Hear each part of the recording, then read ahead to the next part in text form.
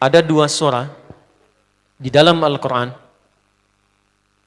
yang bila 2 surah ini dibacakan, itu setiap hurufnya dihitung bisa berpotensi menggugurkan dosa sekaligus mengabulkan doa-doa yang dimintakan. Sepanjang doa itu baik untuk urusan dunia akhirat kita. Kalau salah satu kurang baik, diperbaiki oleh Allah. Misal, dunia baik tapi akhirat tidak, maka diperbaiki oleh Allah kepada yang lebih baik. Surat pertama Al-Fatihah, surah kedua Al-Baqarah. Ya. Sebelum doa baca tuh Al-Fatihah sama Al-Baqarah. Tapi Al-Baqarahnya tidak dari ayat yang pertama. Kepanjangan. Cukupkan di ayat 285 sampai ayat 286, 2 ayat terakhir. Hadisnya sahih. Kalau mau dikuatkan biasanya banyak ulama memasukkan ayat 284. Ada yang sudah masuk ke dalam Ka'bah di sini? Ini informasi saja. Dan 3 ayat ini, Al-Baqarah 284, 285, 286, itu ayat yang dituliskan di dinding Ka'bah. Itu yang saat berhala dikeluarkan, gambar-gambar dihapus, itu ya, syair-syair diganti dengan ayat Quran sehingga jadi kain kiswah Ka'bah di luar. Itu ada sejarahnya. Yang di dalam pun dihiasi dengan hiasan ayat Al-Quran. Di antara yang dituliskan itu Al-Baqarah ayat 284, 285, 286. Intinya di 285 dan 286-nya. Tadi rakaat pertama yang saya bacakan dalam salat Isya. Hadisnya sahih. Itu spesial malaikat Jibril turun kepada Nabi Muhammad SAW mengabarkan kabar gembira siapa yang membiasakan membaca Al-Fatihah. Ya, kemudian 2 ayat terakhir di Al-Baqarah dari amanar rasulu sampai fangsurna 'alal qaumil kafirin, tidaklah dia membacakan itu kecuali setiap hurufnya dijaminkan mengabulkan doa-doa yang dia mohonkan sepanjang benar doanya dan tidak diselimuti maksiat. Ini maaf ya. Ini saya minta maaf dulu nih.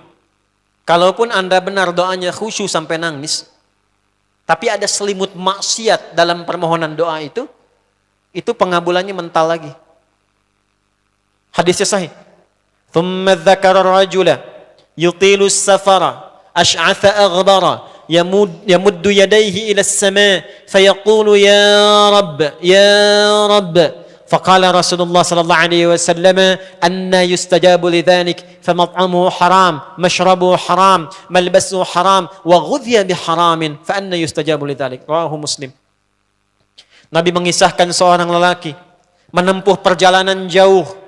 Awas, menempuh perjalanan panjang untuk ketaatan itu mempercepat doa dikabulkan 2 kali lipat dibanding orang biasa. Makanya kalau ada orang mau ke Mekah umrah, mau haji, titip doa. Ada yang mau beasiswa ke Madinah, ke Mekah, ke Al-Azhar, ke Mesir, titip doa. Saya biasanya kalau mau berangkat umrah, Ustaz titip doa, ayo tulis banyak tuh. Enggak saya baca. Saya simpen aja, ntar dekat Ka'bah, ya Allah Engkau Maha mengetahui. Ya.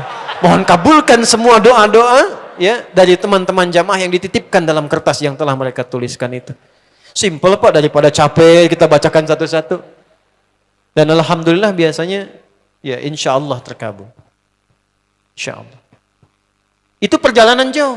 Nah orang ini menempuh perjalanan untuk sekedar berdoa. Safar.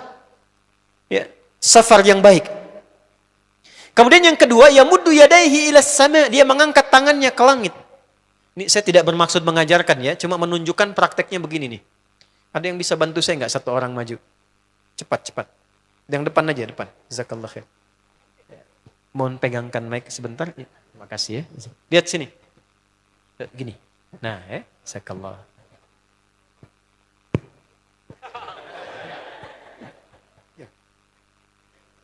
Nah, gini ya. Ini tangan, lihat telapak 2 ya. Berdoa itu sesuai porsinya dan ikuti caranya Nabi. Kalau doanya formal dalam sholat dan diikat dengan gerakan, jangan kreatif. Ikuti seperti Nabi yang contohkan. Misal dalam sholat, Sallu kama ra'aitumuni usolli. Sholatlah seperti kalian melihat aku sholat. Nanti ada 3 posisi atau sampai 4 posisi dalam sholat yang mempercepat terkabulnya doa. Posisi puncaknya sujud.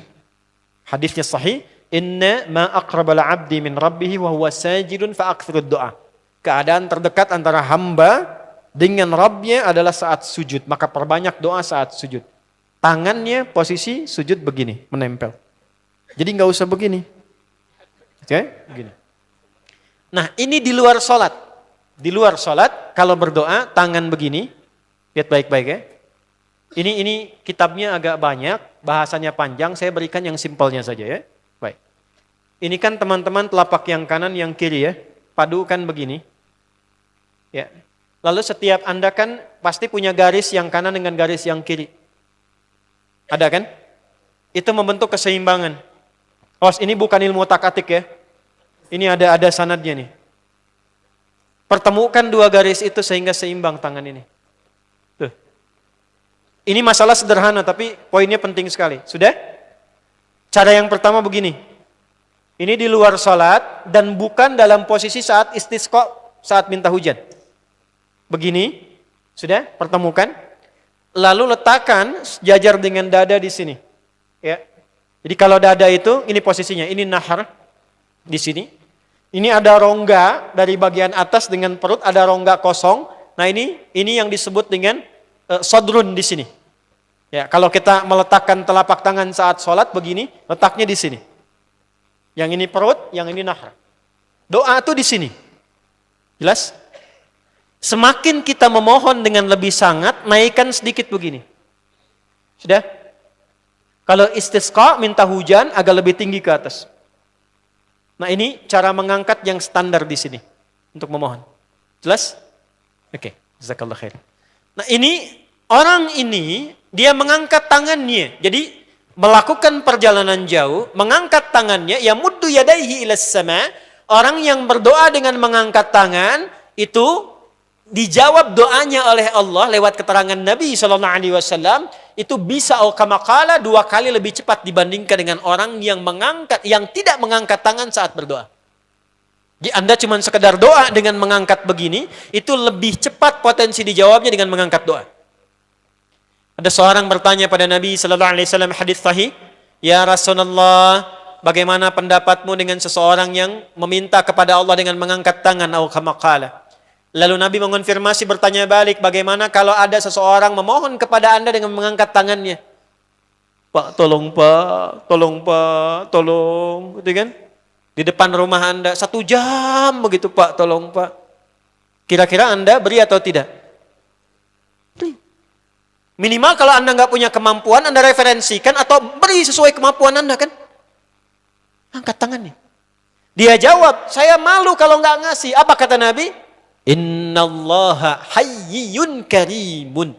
Allah itu lebih punya sifat peka untuk merasakan malu pada hambanya kalau dia tidak memberi ketika hambanya mengangkat kedua tangannya. Nah, nanti ada beda-beda posisi saat khatib Jumat misalnya 1 begini untuk khatib. Makmum mengangkat 2 tangan.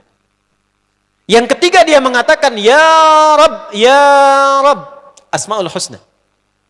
Doa yang dibuka dengan Al-Asmaul Husna itu dijawab 2 kali lebih cepat dibandingkan dengan doa yang langsung dimohonkan kepada Allah. Itu perintah. Tahu Nabi Zakaria? Nabi Zakaria apa ujiannya? Diuji oleh Allah, hidup demikian lama sampai rambut memutih, fisiknya letih, istrinya divonis secara medis, maaf, monofos dan mandul. Kata medis gak mungkin punya keturunan. Maka beliau berdoa kepada Allah dan dalam doanya dimulai dengan Al-Asmaul Husna. Sebelum sampai ke doa itu di Ali Imran ayat 38 sampai 39, buka dulu Quran surah 17 Al-Isra ayat 110. Ini perintah langsung dari Allah. Qulidullah awid'ur rahman ayyamma tad'u falahul asmaul husna. Quran surah ke-7 ayat 180. Walillahil asmaul husna fad'uhu biha. Fad'u biha. Qulid Allah, kalau engkau punya masalah hambaku, dan tidak ada di dunia ini yang tidak punya masalah. Quran surah kedua ayat 155. Walanabluwannakum bisyai. Setiap yang hidup itu, aku pasti akan uji dengan masalah. Itu kata Allah. Jangan disimpan sampai di situ, teruskan. Bukan untuk membebani hambaku dengan masalah, tapi untuk menaikkan kualitas hidupnya sehingga menjadi lebih baik. Jadi ketika Allah titipkan masalah itu, bukan ingin membuat kita bermasalah. Tapi dengan masalah itu kita diuji supaya kualitas hidup kita menjadi lebih baik. Ini Anda yang kuliah di UPI di sini, ada ujian nggak? Ada. Untuk apa ujian itu diadakan? Supaya bisa melihat kualitas peningkatan ilmu Anda dari masuk sampai naik tingkat. Kalau nggak ada ujian, nggak kelihatan kualitasnya bertambah. Logikanya begitu. Dan tidak mungkin Allah menguji seorang hamba di luar batas kemampuannya. La yukallifullahu nafsan illa. Jadi nggak ada orang yang hidup yang tidak punya masalah. Karena rumusnya mengatakan hidup berbanding lurus dengan masalah. Yang hidup pasti punya masalah. Yang tidak ingin punya masalah, tidak ingin hidup. Karena orang yang tidak hidup, yang hilang masalahnya, selesai hidupnya. Baik. Siapa yang tidak ingin punya masalah? Angkat tangan. Baik. Siapa yang ingin punya masalah? Alhamdulillah. Baik. Yang lain, wallahu a'lam. Nah, kulit Allah kalau sedang diuji masalah, kan yang ngasih siapa? Yang nitipkan siapa? Yang punya solusinya siapa? Kalau Anda tahu yang punya solusinya Allah, kenapa curhatnya bukan kepada Allah? Kan sudah dicontohkan di Quran, kalau punya masalah curhatin ke Allah. Quran surah 12 ayat 86, sejak era Nabi Yakub, masalah di rumah tangga, anak bermasalah curhatnya pada siapa? Allah. Innama ashku bathi wa huzni ilallah. Aku tuh kalau punya masalah, sesedih apapun, curhatnya Allah. Bentangkan sajadahmu. Curhatkan dalam sujudmu, tingkatkan takwamu. Wa may yattaqillaha yaj'al lahu makhraja. Quran surah 65 di akhir ayat yang kedua. Bentangkan sajadahmu, curhatkan, habiskan dalam sujudmu, keluarkan tangismu. Sehingga bebannya jadi ringan. Walaupun solusi belum datang, hatinya sudah tenang. Yang diperintahkan panjangkan sajadahmu, bukan panjangkan statusmu. Kita sudah tahu ayatnya, paham ketentuannya, tapi kenapa prakteknya ditumpahkan di Instagram, di Facebook, bikin vlog di YouTube, hanya untuk curhat saja. Dan ironinya dalam hal yang demikian, tahu yang menyelesaikan Allah. Sekarang tambah bonus, aminkan ya. Yang mengaminkan doa ini mudah-mudahan dihilangkan masalahnya. Puguma mana yang ada bermasalah kayaknya di dia. Itu gimana? Kumaha tuh ya teh? Paham? Curhatkan sama Allah. Nah bagaimana mintanya? Sebut namanya ya Allah. Awidur Rahman. Kalau kita ingin minta lebih cepat, minta dengan kelembutan Ar-Rahman. Rahman itu bisa disebut namanya ya Rahman, bisa cari cara mintanya yang paling lembut, yang menyentuh. Allah senang dengan kalimat yang menyentuh. Misal ya. Kembali ke Nabi Zakaria tadi. Quran surah 3 ayat 38. Hunalika da'a Zakaria rabbah, qala rabbi habli min ladunka dzurriyyatan thayyibah, innaka sami'ud du'a. Ya Allah, hamba-hambamu itu telah menghukumi aku dan istriku tak akan mungkin punya keturunan. Sedangkan engkau yang maha pemberi tanpa punya batasan. Mereka mengatakan istriku punya keterbatasan.